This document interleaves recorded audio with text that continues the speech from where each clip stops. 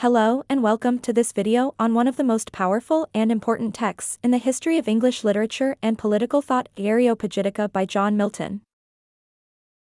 Areopagitica is not a novel, not a poem, and not a story. It is a prose pamphlet. This means it is a short, serious text about a political issue.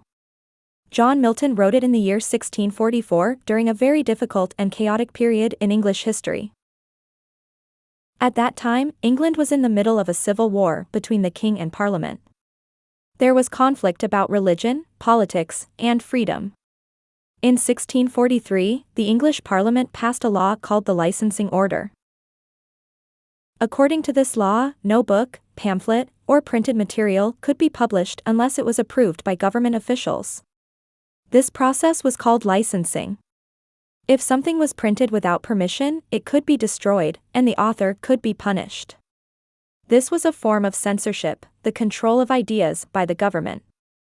John Milton believed that this law was extremely dangerous. He believed that censorship was not only unfair but also harmful to society, learning, and truth. So, he decided to write Areopagitica as a protest against this law.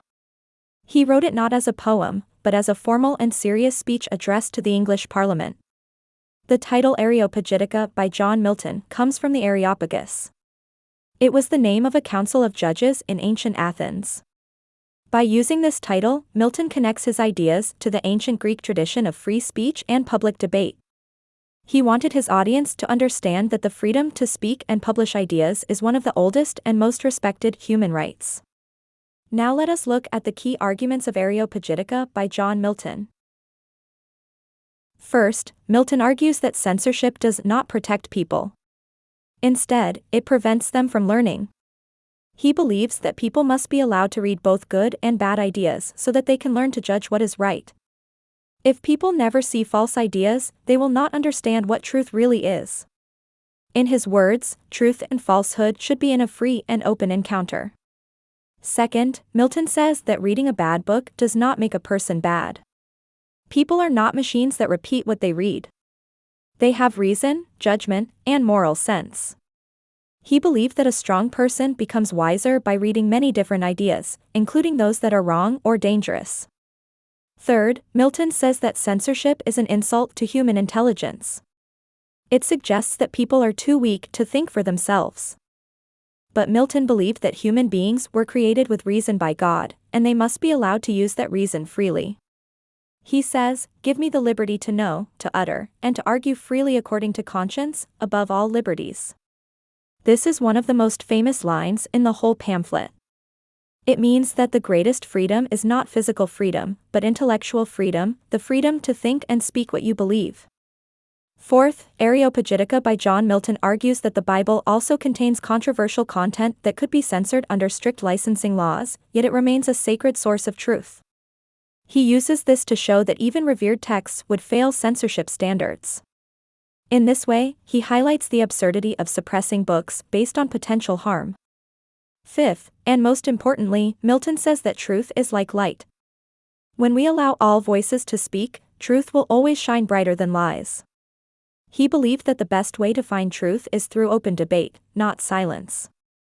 When people are allowed to hear many sides of an issue, they can choose what is good and reject what is evil. Milton also uses strong metaphors to describe books. He says that a good book is the precious lifeblood of a master spirit. He believed that books are like living beings. To destroy a book is like killing a person, because it destroys the author's thoughts and ideas. As far as the language and style of Areopagitica by John Milton is concerned, he wrote long, complex sentences, with many references to history, religion, and classical literature. This style was typical of the 17th century and was meant to sound serious, powerful, and intellectual. However, this style can be difficult for modern readers. Despite its difficult language, the message of Areopagitica is simple and clear: truth needs freedom, thought needs freedom, and a healthy society needs free speech, free publishing, and free debate. Milton's ideas did not succeed immediately. The licensing order continued for many years after Areopagitica was published. However, in the long term, this pamphlet became one of the most important arguments in support of freedom of the press, and its influence can be seen in later documents. In conclusion, Areopagitica is not just a historical pamphlet. It is a living text. It teaches us that freedom is not only about politics or war, it is also about the freedom to think, to speak, and to publish. Milton teaches us that censorship is not only an attack on writers, it is an attack on truth itself. Thank you for watching this video on Areopagitica by John Milton. I hope you now have a better understanding of John Milton's Areopagitica, its context, its arguments, and its importance in the history of literature and freedom.